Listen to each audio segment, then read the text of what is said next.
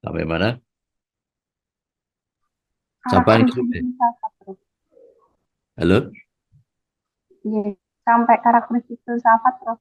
Oh, sampai karakteristik. Jadi, Ini ya. Baik. Eh, Saudara sekalian, saya akan mencoba untuk mengejar ketinggalannya.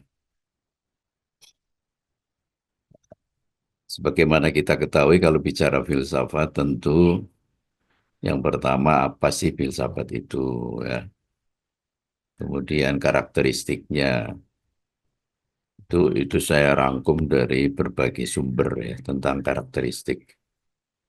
Lalu tentang cabang filsafat ini memang sangat bervariasi ya. Tetapi secara saya mengambilnya secara substansial. Saya banyak diinspirasi oleh tulisannya Pak Telianggi. Tapi akhirnya inilah yang saya gunakan. Jadi cabang filsafat itu ada 6 secara garis besar, tetapi kalau dirinci sebenarnya lebih ya. Yang pertama itu namanya ontologi. Ontologi itu sering diberi sebutan lain metafisika umum. Umum karena bicara soal being and reality. Nah, ini bicara soal being and reality. Ya. Ini yang dibicarakan oleh ontologi itu ini. Masalah umum, masalah keberadaan secara umum. Ya, secara umum. Apa saja asal ada ya, baik ada di dalam pikiran, ada di dalam khayalan, ada di dalam impian, ada di dalam kemungkinan, ada di dalam kenyataan, semua diwadahi di dalam konsep being yang ada. Ini lalu yang kajian tentang ontologi juga bicara soal reality. Jadi ini kita masih membahas cabang yang pertama ini ya.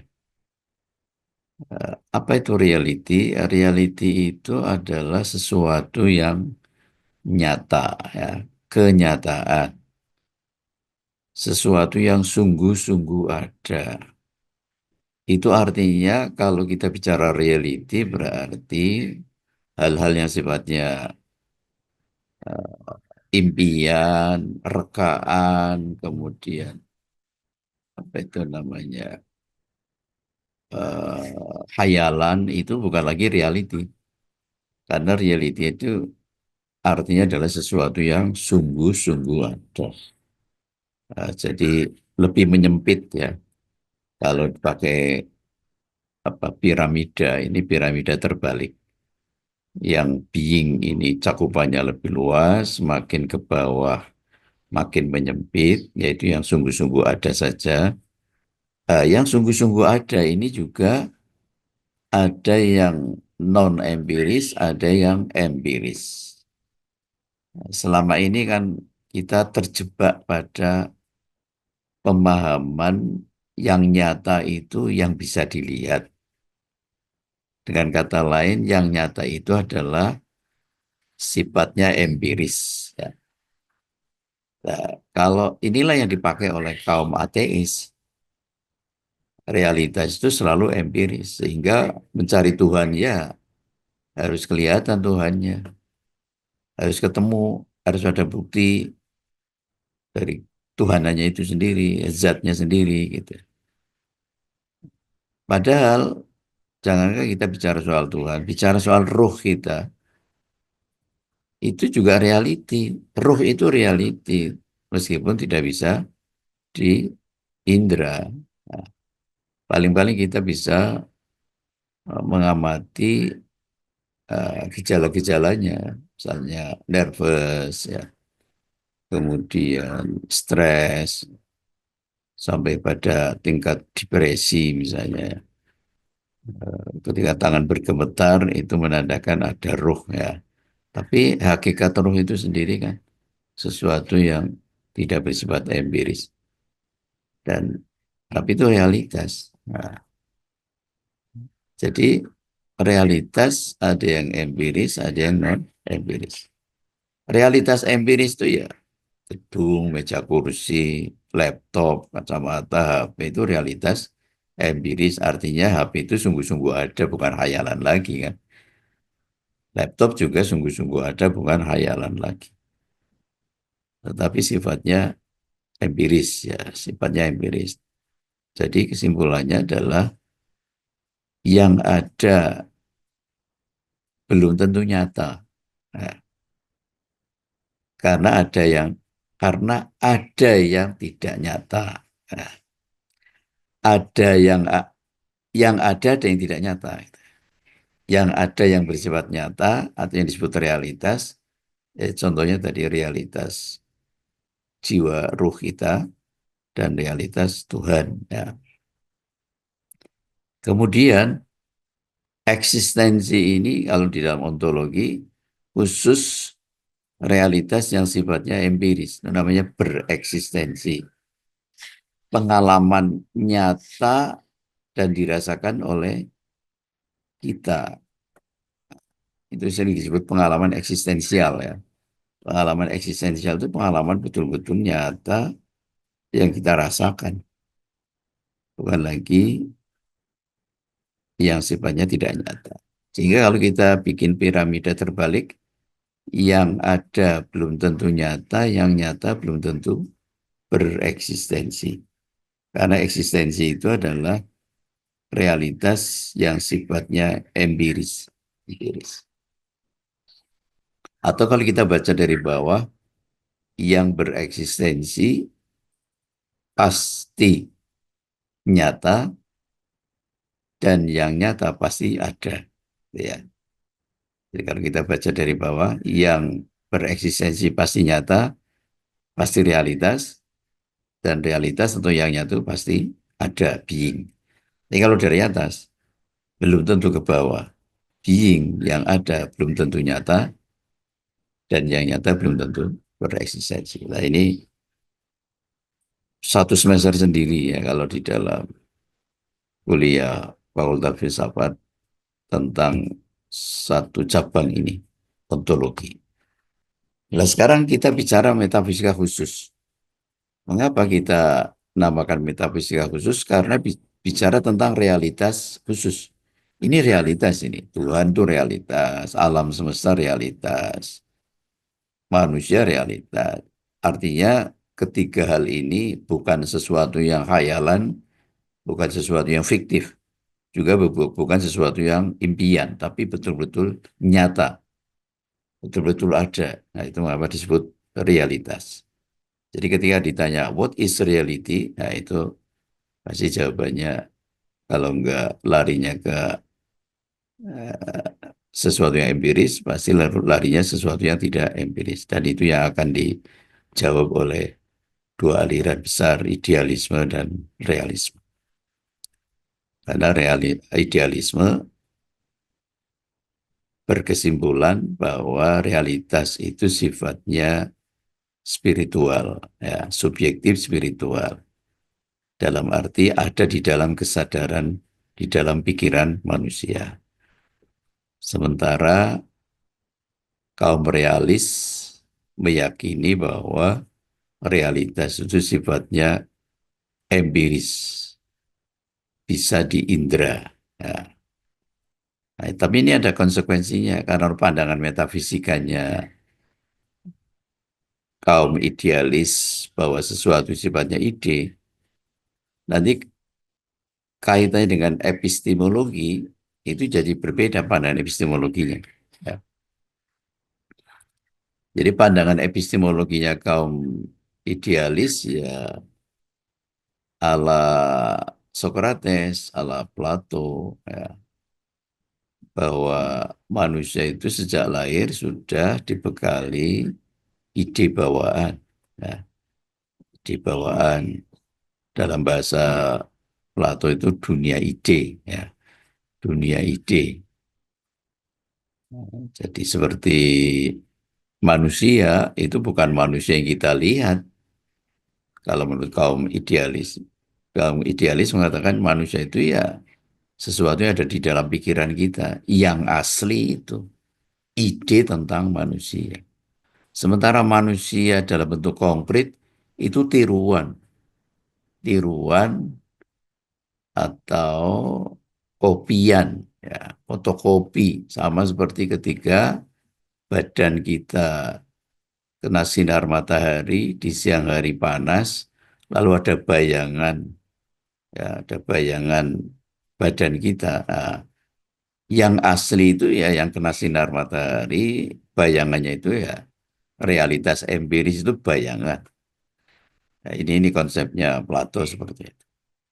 Jadi karena ide itu ada di dalam pikiran kita, realitas ada dalam pikiran kita, maka cara kita mengetahui itu ya melalui dialog.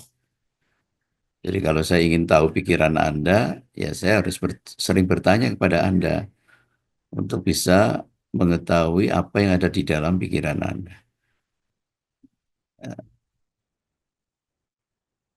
Itu di Sokrates disebut teknik kebidanan, ya. Karena ibunya seorang bidan dan bidan itu adalah membantu orang yang mau melahirkan bayinya,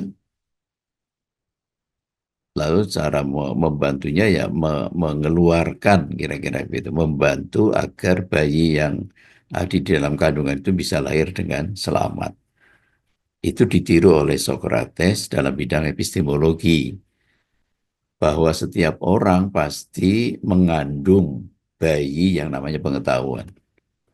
Setiap orang pasti punya pengetahuan bawaan masing-masing. Untuk saya bisa mengetahui pengetahuan orang itu, harus pakai teknik kebidanan, ya, yaitu dibantu. Cuma Sokrates menggunakan teknik dialog, ya, dialogis, tanya jawab. Jadi kalau kita ingin mengetahui pikiran orang ya supaya bayi, ide pikiran yang ada di ide atau pemikiran orang yang ada di dalam pikiran orang itu harus kita tanya terus orang itu supaya keluar. Ya, ya ditanya berbagai pertanyaan untuk keluar. Itu cara mengeluarkan, itu epistemologinya begitu. Menarik yang ada di dalam kandungan sampai lahir keluar. Beda dengan kaum realis. Kalau kaum realis, karena realitas itu di luar pikiran, bahkan kelihatan bersifat empiris, maka cara mengetahuinya ya dengan panca indera, lewat sensasi, sentuhan indrawi, mata melihat, hidung mencium, pendengaran mendengar sesuatu bunyi-bunyian, alat peraba merasakan atau meraba benda-benda baik yang kasar maupun halus, dan alat perasa yang ada di mulut kita merasakan berbagai rasa makanan, minuman, atau benda-benda lain. Setelah itu ditangkap oleh akal, jadilah ide. Jadi ide itu datangnya dari luar. Ya, gagasan, pengertian itu bukan bawaan yang ada di dalam diri kita, tetapi dari luar. Jadi kalau menurut kaum realis, kalau Anda tidak pernah melihat kerbau, pasti Anda nggak punya ide tentang kerbau. Karena ide kerbau itu berasal dari Anda melihat. Nah, ini kaum realis, epistemologinya begitu. Epistemologi itu artinya cara mengetahuinya. Ya. Ada realitas, realitas itu di dalam atau di luar, lalu epistemologinya itu menggunakan empiri, pengalaman indrawi, atau rasio. Jadi ada 4 aliran, ya, yang Anda tolong Anda jangan sampai salah memahami. Ketika bicara soal realitas, itu berarti bicara soal metafisika ya, atau umum, atau ontologi ya. Ketika bicara soal realitas, berarti bicara soal metafisika atau ontologi. Maka aliran yang relevan adalah di antaranya idealisme dan realisme. Karena realitas menurut kaum idealis berwujud ide, sementara kaum realitas itu bukan ide tetapi betul-betul nyata, nyata dan bisa diindra. Ya. Contohnya meja. Kaum idealis, realitas meja itu bukan mejanya tapi ide tentang meja. Sementara kaum realitas meja itu ya meja yang kita pakai untuk kuliah, atau untuk kita makan dan seterusnya. Itu idealisme, realisme, berarti bicara metafisika. Nah, sekarang kalau bicara soal epistemologinya, bagaimana realitas itu bisa dipahami, diketahui, maka aliran yang relevan adalah rasionalisme atau empirisme. Kaum idealis menggunakan rasio di dalam memahami realitas yang sifatnya metafisis, ide, ya ide. Makanya rasio, karena untuk memahami ya, tadi, maka ada yang menyebutnya ide bawaan. Nah, untuk memahami ide bawaan yang ada di dalam diri kita ya lewat perenungan, ya, perenungan refleksi oleh yang bersangkutan. Jadi kalau Anda ingin menggali pengetahuan, ya Anda melakukan refleksi, introspeksi menggunakan pikiran kita. Jadi menggali apa yang ada di dalam diri kita. Tapi ya, kalau kaum kalau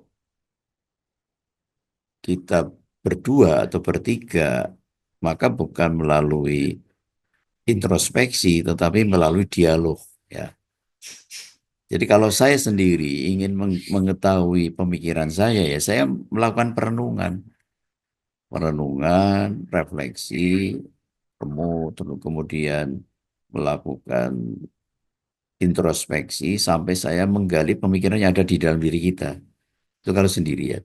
Tapi kalau kita ingin menggali pemikiran orang lain, ya kita tanya jawab, ya dialog.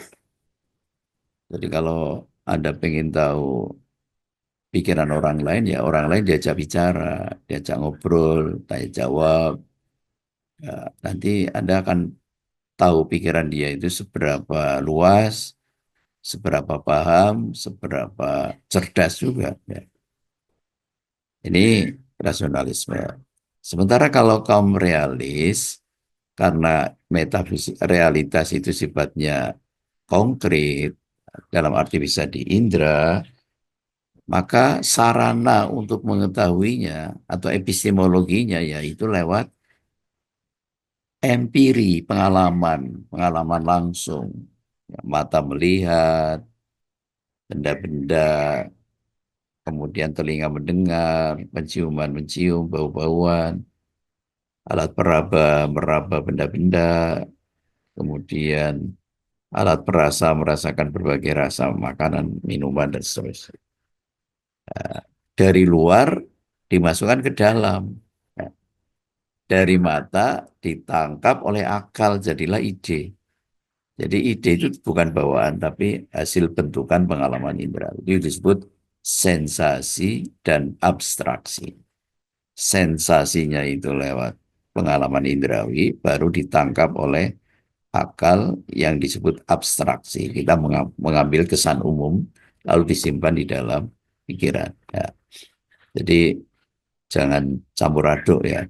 Kalau idealisme itu lawannya realisme. Dan itu bicara soal metafisika. Jadi kalau rasionalisme itu lawannya empirisme. Dan itu bicara soal epistemologi, cara mengetahuinya alat yang dipakai untuk mengetahui itu rasio, yang satu pakai pengalaman indrawi. Baik.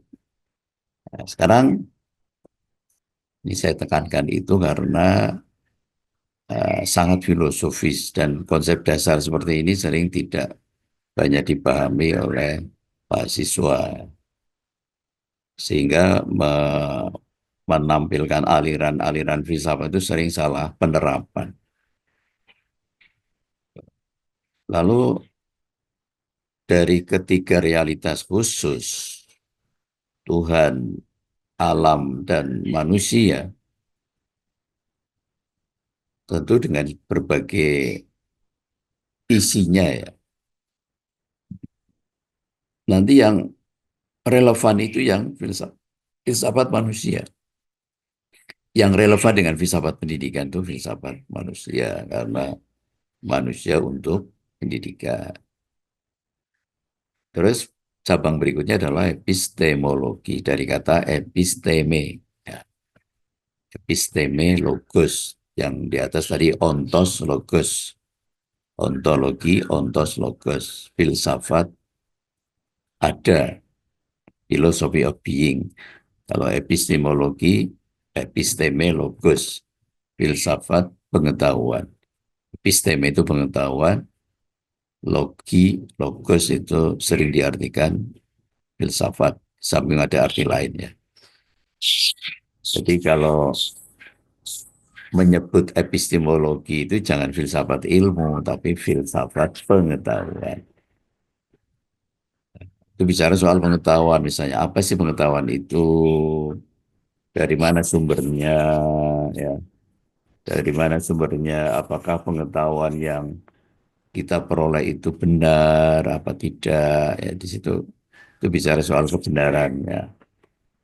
Lalu yang keempat logika. Logika itu cabang filsafat yang fokus ke penalaran. Ya.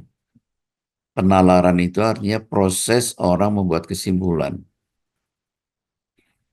Orang kalau menalar itu bisa bertolak dari yang umum, kesimpulannya khusus.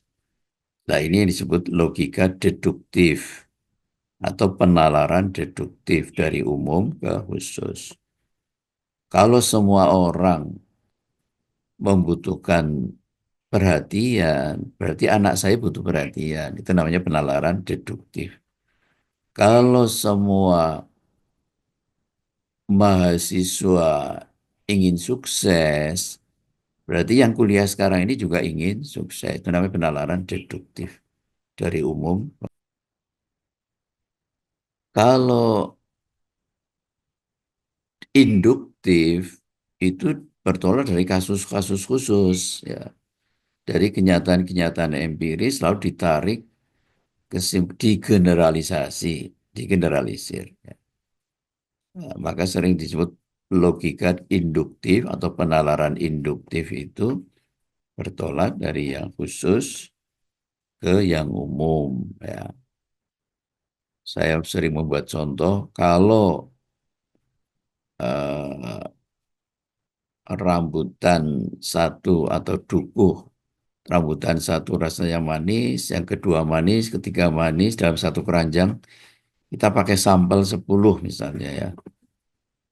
Karena di keranjang bisa ratusan ya, atau mungkin ribuan ya. 10 kita sampel, cari makan yang paling atas manis, di tengah manis, samping kiri manis, kanan manis, paling bawah itu manis. Kemungkinan satu keranjang itu manis, kemungkinan. Nah, artinya penarikan secara induktif itu bersifat probabilitas, ya. Bersifat kemungkinan, tidak pasti. Ya, tidak pasti. Ya sama seperti quick count ya, quick count. Dari TPS 1 yang menang ini, TPS 2 yang menang ini, ada kemungkinan besar pemenangnya adalah ini ya, itu logika yang dipakai. Nah, logika. Jadi kita biasanya cukup dengan sampel lalu disimpulkan ya.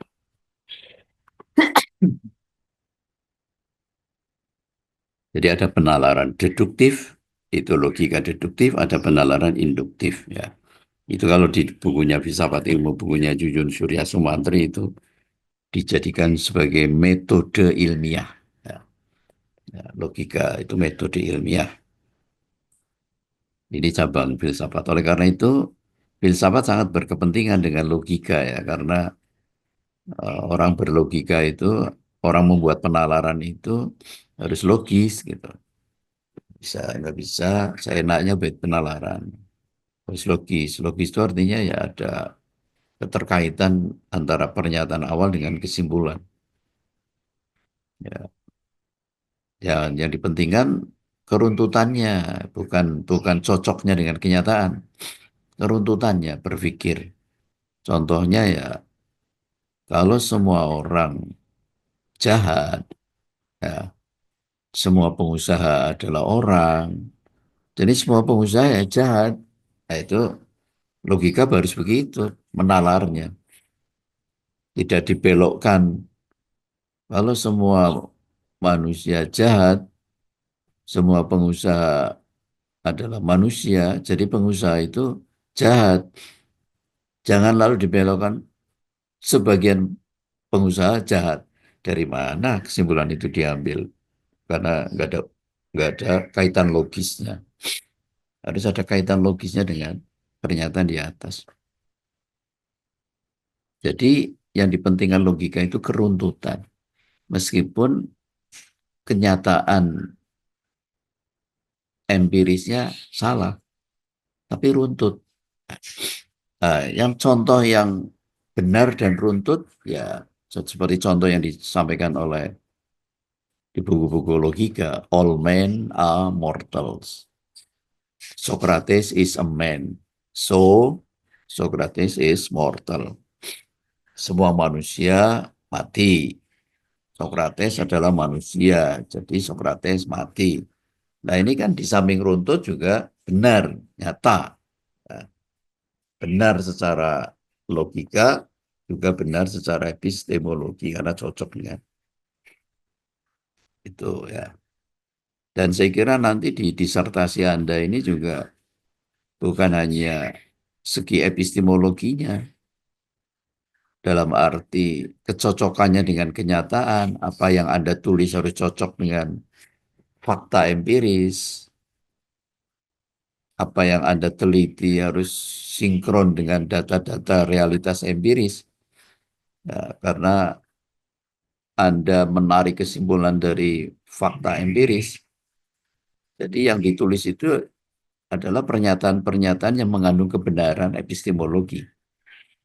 Tapi juga Anda dituntut untuk berpikir runtut dari judul bab 1 pendahuluan, bab 2 kajian pustaka, bab 3 metode penelitian, itu harus runtut, harus logis. Harus logis. Kalau bicara soal A ya A terus gitu loh. Jangan bicara yang lain-lain di luar yang di nanti jadi tidak relevan. Jadi ditarik kesimpulan sampai ke pembahasan apa namanya? Hasil penelitian dan pembahasan sampai kesimpulan itu semuanya runtut dari bab 1 sampai bab 5 ya. Kalau di UNY kan babnya cukup 5 aja. 5 tapi ya bisa tebalnya 1.000 halaman juga bisa ya. Di babnya tetap 5 bab. Yang paling banyak kembali kan subbabnya. Baik, lalu yang kelima adalah aksiologi. Dari kata aksios pakai X, aksios itu nilai, logi, logos itu salah satu artinya adalah filsafat. Sehingga aksiologi itu nama lain dari filsafat nilai. Jadi Anda boleh mengatakan teologi filsafat, nah itu filsafat ketuhanan. Anda bisa mengatakan kosmologi filsafat, itu filsafat alam. Anda bisa juga mengatakan antropologi filsafat, itu filsafat manusia. Anda bisa mengatakan epistemologi, nama lain dari filsafat pengetahuan. Juga aksiologi, nama lain dari filsafat nilai. Soal aksiologi ini memang secara umum itu ada dua ya kalau menurut. Tapi dengan catatan begini, dua itu dengan catatan yang kebenaran itu sudah masuk ke epistemologi ya. Karena epistemologi itu yang ditekankan adalah pengetahuan yang benar.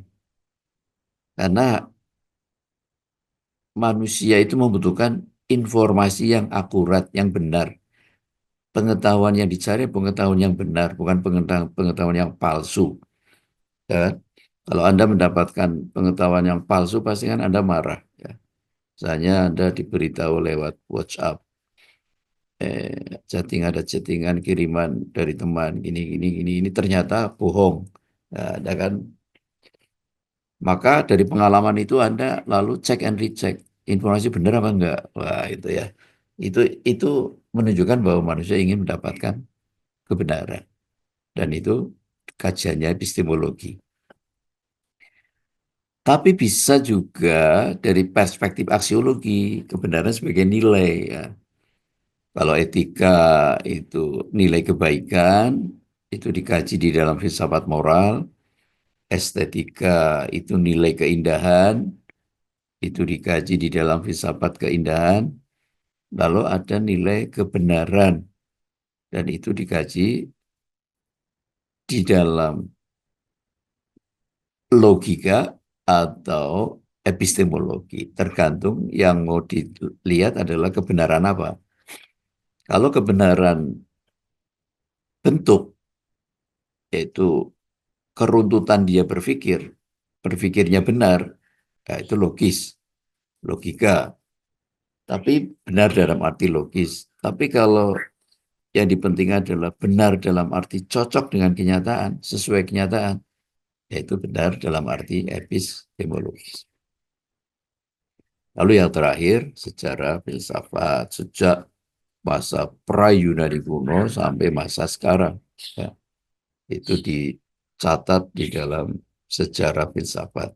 Jadi kalau Anda ingin memperoleh gambaran secara filsafat, bisa membaca buku filsafat Yunani kuno, bisa ya bisa membaca filsafat abad tengah, bisa membaca filsafat secara filsafat modern atau postmodern ya.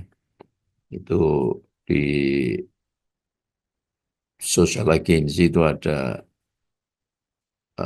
kalau nggak salah yang paling banyak dicari itu tulisannya Bertens ya, Bertens. Ya orang lupa dia orang mana itu. Jerman apa saya lupa. Kalau von Magnus Suseno kan orang Jerman. Tapi yang hebatnya orang Jerman tapi menulis filsafat Jawa ya. Sementara orang Jawanya sendiri nggak bisa, belum ada karya filsafat Jawa. Tapi dia orang Jerman malah menulis filsafat Jawa. Ya karena mungkin sudah sangat lama dan memang dia fokus ke etika. Baik, saya lanjutkan dulu ya. Ini penjelasan tadi. Nggak usah saya ulang ya.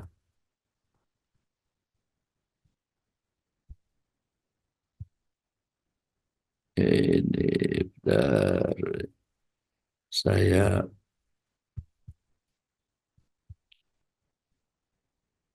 ada sorry, ada PPT yang lain yang lebih lengkap.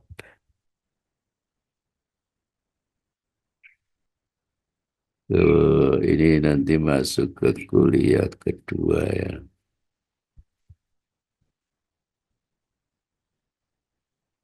Nah, ini kemarin dipotong-potong ya.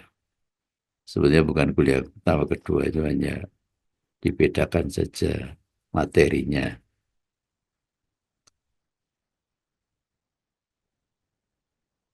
Itu dia.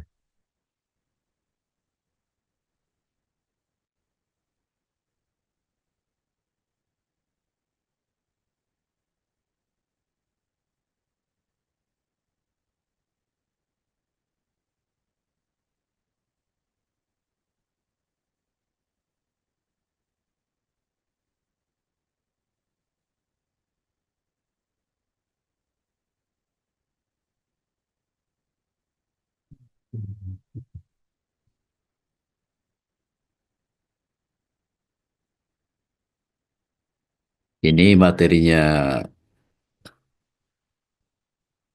supaya lebih gampang ya, materinya pinjam kelas PJJ.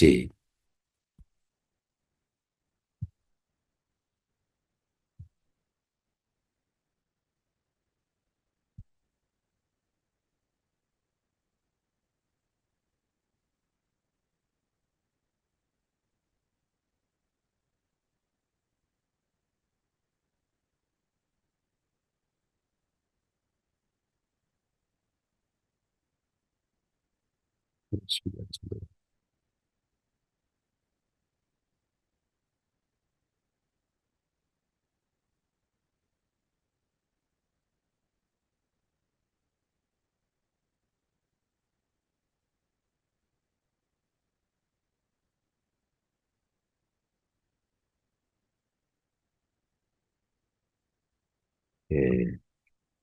Ini saya tata ulang untuk PJJ ya, tapi nggak apa-apa, materinya substansinya sama.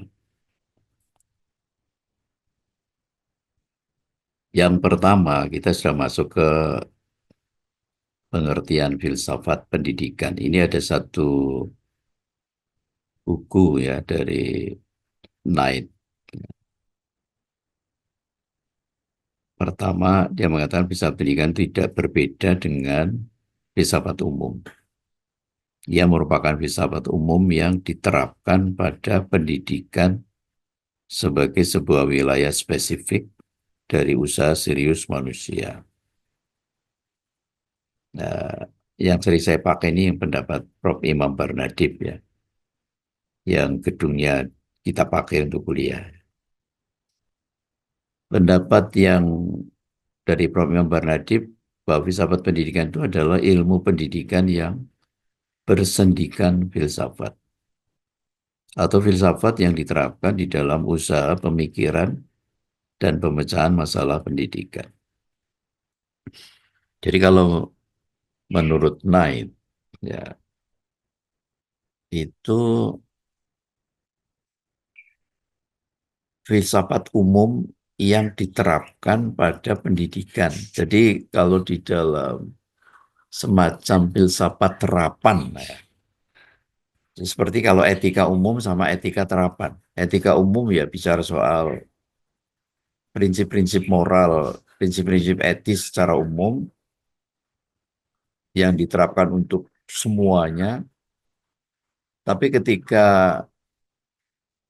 ada nama etika pendidikan, ya itu berarti penerapan etika dalam bidang pendidikan. Seperti misalnya bagaimana seorang pendidik harus menanamkan kejujuran, kejujuran akademik, kemudian integritas moral, ya. Seorang pendidik, seorang yang terlibat di dalam pendidikan harus memiliki nilai-nilai moralitas yang tinggi, ya. Dan responsibility, ya. Itu salah satu ciri kepakaran, ya, harus bertanggung jawab. Jadi profesi itu di samping expert juga responsibility, harus bertanggung jawab. Cuma dalam beberapa kasus kadang-kadang pasien, ini kalau profesinya kedokteran, pasien itu sering kalah ya. Kalau dalam urusan ada, meskipun ada indikasi malpraktek, tapi di dalam kenyataan pasien itu sering di posisi yang kalah ya. Karena mungkin tidak ada asosiasi pasien ya. Yang ada adalah Asosiasi Dokter Indonesia. Mereka punya anggota profesi ya. Sementara pasien itu bukan profesi, korban ya. Korban. Sehingga tapi ya harusnya ada advokasi ya. Advokasi ya konsumen lah, masuk konsumen. Baik itu gambarannya begitu ya. Ada etika umum, ada etika khusus, ada filsafat umum, ada filsafat khusus. Filsafat khusus ini filsafat pendidikan. karena memang khusus bicarakan soal pendidikan. Nah, kalau Prof. Imam Barnadib ini ada dua kalimat yang bisa jadi pendekatan. Ya. Jadi filsafat pendidikan adalah ilmu pendidikan yang bersendikan filsafat atau filsafat yang diterapkan di dalam usaha pemikiran dan pemecahan masalah pendidikan. Nah, dari pengertian Prof. Imam Barnadib ini, lalu bisa kita simpulkan ada dua pendekatan. Ya, yang pertama itu bertolak dari masalah-masalah pendidikan yang bersifat filosofis, dan itu memerlukan jawaban yang filosofis. Contohnya, ketika dihadapkan pertanyaan, apa itu pendidikan? Apa itu tujuan pendidikan? Ya, mengapa pendidikan itu diperlukan? Itu pertanyaan-pertanyaan filosofis yang memerlukan jawaban filsafat. Jadi titik tolaknya dari masalah pendidikan. Sementara yang kedua,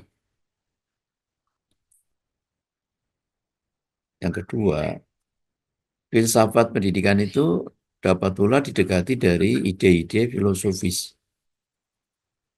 yang diterapkan untuk memecahkan masalah-masalah pendidikan. Ide-ide filosofis itu yang dimaksud di sini antara lain ya tadi yang saya sudah sebutkan. Ontologi, epistemologi, aksiologi, termasuk di dalamnya etika, logika, ya. Bahkan ada estetika. Itu kalau diterapkan di dalam pendidikan, misalnya, misal ya, kalau etika, kalau diterapkan dalam pendidikan jadi etika pendidikan, ya kan? Bisa melihat bagaimana hubungan antara dosen dan mahasiswa, ya. Karena etika kan menyangkut soal hak dan kewajiban. Tidak etis kalau orang belum melaksanakan kewajiban sudah menuntut hak. Nah, tidak etis. Contohnya saya, misalnya ya, baru diangkat jadi pegawai UNY, hari pertama sudah tanya hak saya mana. Mestinya yang ditanyakan adalah kewajiban saya apa. Ya. Tuh, nanti kalau sudah sebulan melaksanakan kewajiban, baru tanya HR ku mana itu ya. Kalau belum kerja sudah tanya HR, itu namanya mendahulukan hak, mengakhirkan kewajiban. Di dalam etika harus diupayakan mendahulukan kewajiban baru hak. Nah, ini contoh contoh penerapan ide-ide filosofis di dalam pendidikan. Kemudian saya kira contohnya bisa banyak di sini ya. Kalau ontologi ya mengkaji tentang realitas itu di dalam pendidikan, bagaimana implementasinya, lalu penerapan epistemologi dalam pendidikan, bagaimana geologi diimplementasikan dalam pendidikan, bagaimana etika diterapkan dalam pendidikan, dan bagaimana logika diterapkan di dalam pendidikan. Saya sebentar lagi saya selesaikan, nanti baru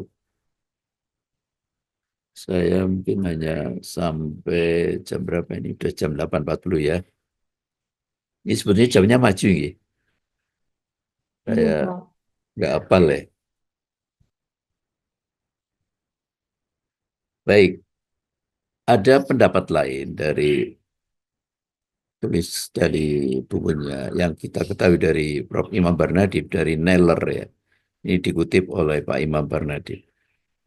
Bahwa ada tiga pendekatan di dalam filsafat pendidikan. Pertama, pendekatan spekulatif, yang berarti pemikiran yang sistematis terhadap apa yang ada, baik abstrak maupun konkret. Jadi kalau spekulatif dalam pemikiran Neller adalah pemikiran yang sistematis tentang atau terhadap segala apa yang ada, baik sifatnya abstrak maupun konkret. Ya. Kemudian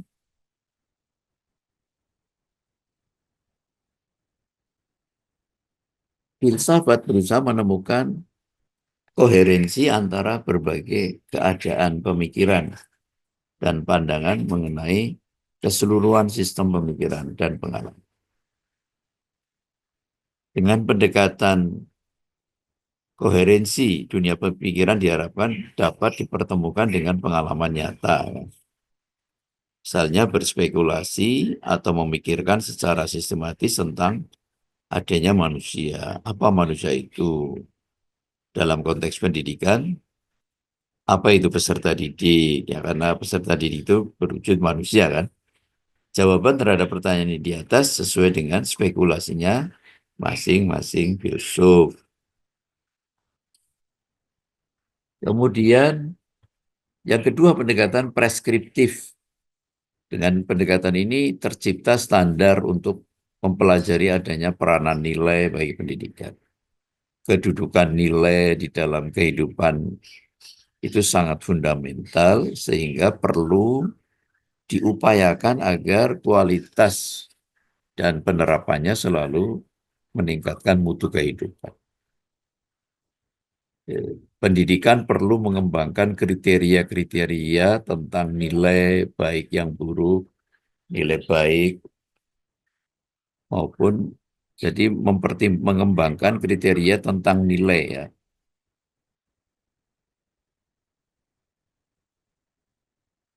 Maksudnya di sini bukan mengembangkan yang buruk ya.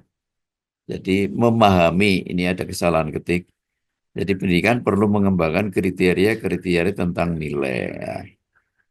Maksudnya ya kriteria baik itu seperti apa, buruk itu seperti apa.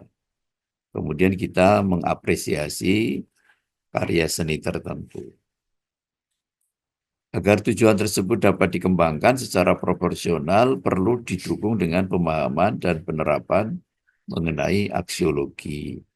Jadi kalau preskriptif ini memang penekanannya kepada bagaimana pendidikan itu bisa membawa peserta didik kepada sesuatu yang lebih baik. Ya. Lebih baik itu bisa lebih baik secara etis ya, maupun lebih baik secara estetis ya. Ya terutama moral ya, moral. Jangan sampai sudah mendapatkan pendidikan tapi perilakunya sama saja. Yang terakhir, pendekatan analitis. Pendekatan ini berkenaan dengan kata-kata atau makna. Jadi kalau kita bicara tentang suatu konsep yang terkait tentang pendidikan, konsep itu dianalisis untuk mendapatkan kandungan makna dari konsep tersebut. Misalnya konsep pendidikan. Ketika kita memperkenalkan istilah pendidikan, lalu kita menggunakan pendekatan analitis. Apa sih pendidikan itu? Ya, dicari maknanya. Apa itu sekolah? Apa itu guru? Apa itu kurikulum? Apa itu peserta didik? Semua konsep-konsep ini dicoba dianalisis untuk mendapatkan kandungan makna. Bisa juga kita menganalisis suatu pernyataan. Ini pada kalimat terakhir. Jadi kita dapat juga menganalisis suatu pernyataan tentang pendidikan. Misalnya, pendidikan seharusnya bersifat populis. Ya. Kalau nggak salah kemarin sudah saya singgung. Ketika ada orang mengatakan pendidikan seharusnya bersifat populis, itu apa artinya? Ada pernyataan lain, misalnya pendidikan harus demokratis dan tidak diskriminatif. Lalu apa makna dari pernyataan-pernyataan itu? Nah, itu maka perlu dianalisis. Jadi pendekatan analisis lebih fokus pada mencari kandungan makna dari suatu konsep atau pernyataan tentang pendidikan. Saya kira untuk hari ini cukup. Silakan kalau masih ada 5 menit, barangkali kalau ada komentar, pertanyaan, dipersilakan. Oh, saya lupa presensinya ya. Monggo silakan sambil saya mau membuka si akad.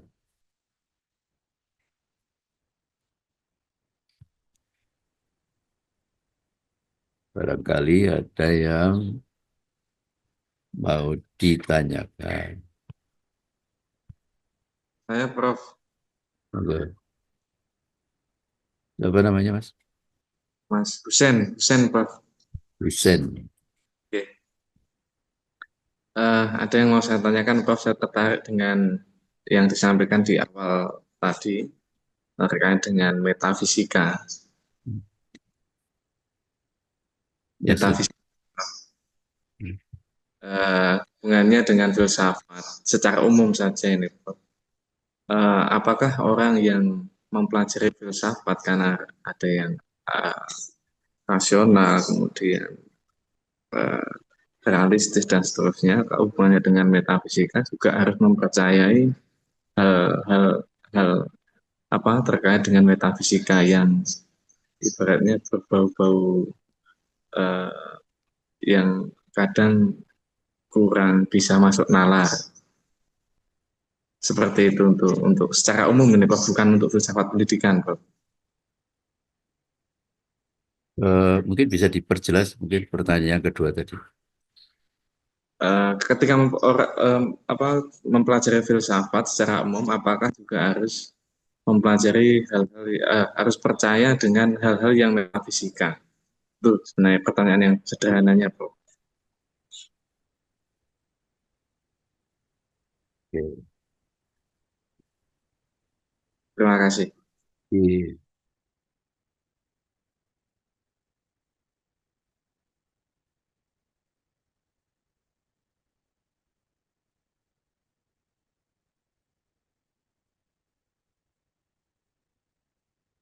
metafisika itu artinya di balik yang fisik, ya.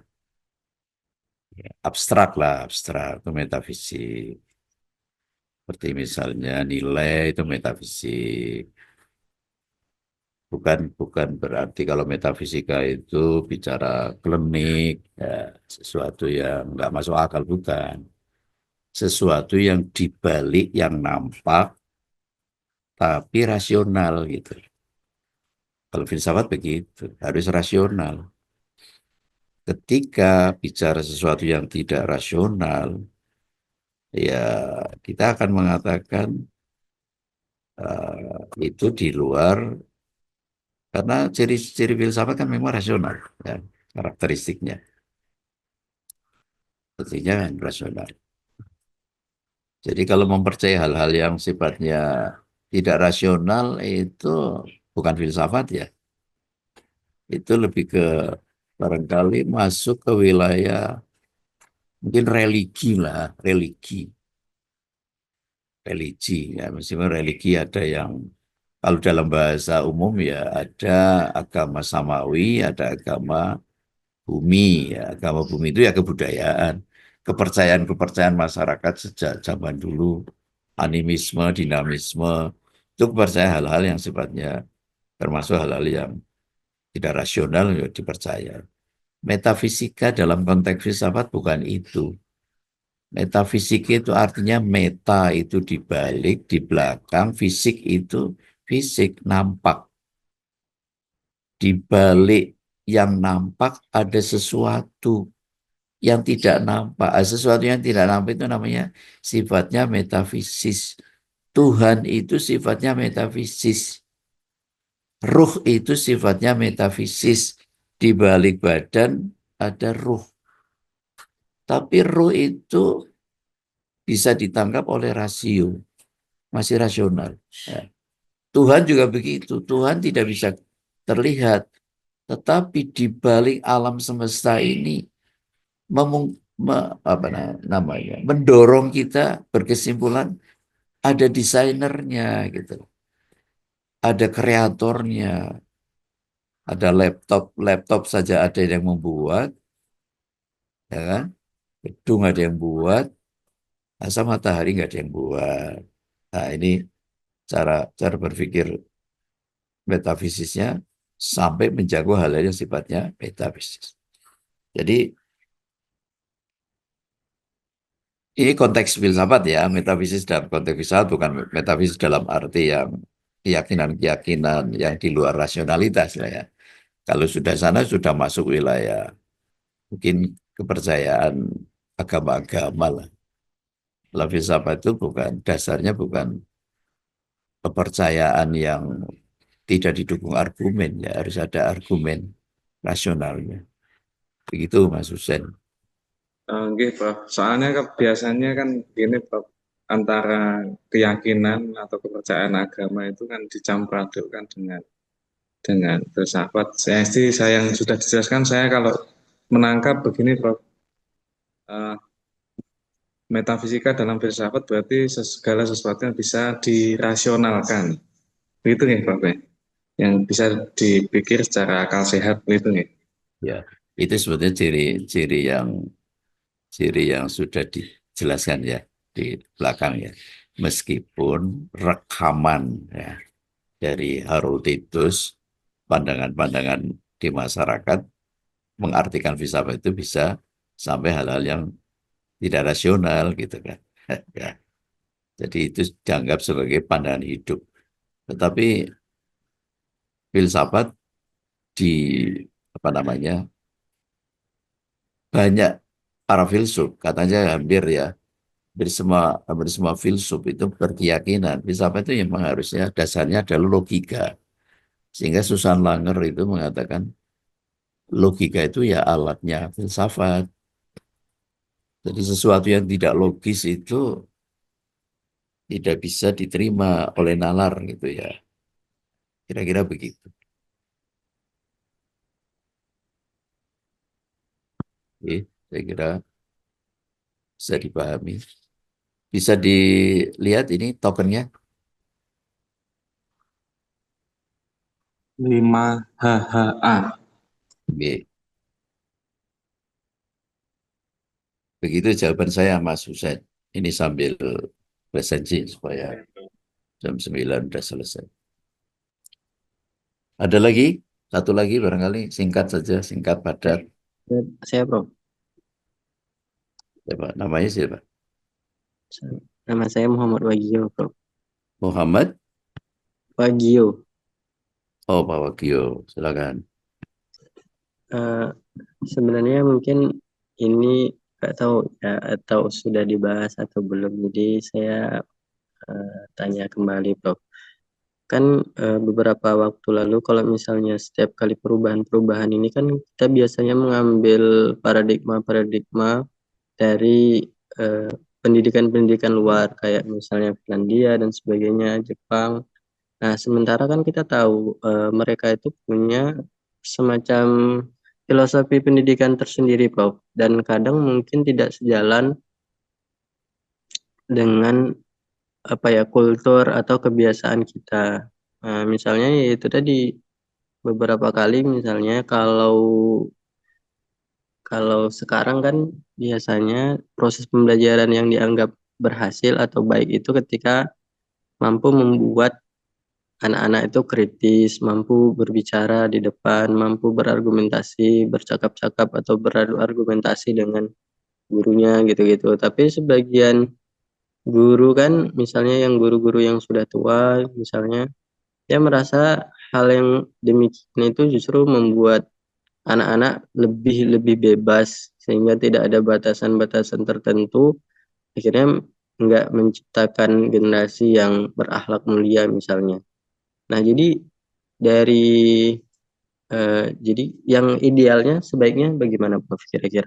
Apakah kita tetap mempertahankan mungkin filosofi pendidikan yang sudah diwariskan selama bertahun-tahun atau ya karena kehidupan itu bergerak sehingga kita harus ya aktif atau melihat seperti kata orang ya didiklah anak kita sesuai dengan eranya gitu.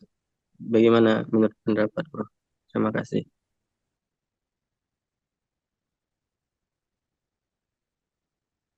Ya, kita belum sampai ke situ sih. Kita belum sampai kepada bicara tentang berbagai pemikiran. Kita baru bicara soal apa itu filsafat, karakteristiknya, cabang-cabangnya, pengertiannya. Nanti kalau sudah sampai ke aliran-aliran nanti bisa ditanyakan lagi aja. Karena kita kan memang mengkaji berbagai aliran dari luar negeri sebagai bahan komparasi, sekaligus juga melihat berbagai perspektif supaya kita memiliki cakrawala yang luas, wawasan yang luas, tidak mengklaim yang paling benar. Ya. Dalam filsafat itu kebenaran itu sifatnya relatif. Dari mana perspektif, tergantung perspektifnya. Berbeda dengan kebenaran agama. Kalau kebenaran filsafat itu relatif. Benar menurut orang Amerika belum tentu benar menurut orang Indonesia. Kan begitu tuh. Benar menurut orang Indonesia juga belum tentu benar menurut orang Malaysia. Itulah mengapa nanti yang akan menjadi bahan diskusi kita selama satu semester itu berbagai aliran dari berbagai perspektif, tapi nanti endingnya kita kembali ke negara kita, pemikiran tokoh-tokoh nasional kita, dan nanti ditutup dengan filosofi Pancasila. Gitu ya. Jadi jawaban sementara saya itu. Yap. Mas Prof. Baik, saya kira cukup ya untuk hari ini. Mohon maaf kalau tadi startnya agak terlambat. Oke, insya Allah nanti kita sambung lagi pada kesempatan lain. Nah, kita masih lanjut ke kelas berikutnya. Kita tutup dengan berdoa, bersama-sama berdoa, dipersilakan. Alhamdulillah. Selamat pagi, Assalamualaikum warahmatullahi wabarakatuh. Waalaikumsalam. Warahmatullahi wabarakatuh. Prof.